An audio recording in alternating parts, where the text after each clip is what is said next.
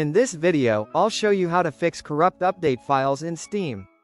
The first method is to click on Steam in the top left corner and select Settings. From the left-hand navigation, click Downloads, and then next to Clear Download Cache, click Clear Cache. Go ahead and press Confirm. This will restart the Steam application, and then you can check to see if that solved your issue. If it's still not working, click on Steam again in the top left corner, select Settings, then click Storage. Click on the three dots next to your library and select Repair Library. Now just wait while Steam repairs any potentially corrupted or damaged files in your Steam library. If you're still having the issue, click on Library in the top navigation.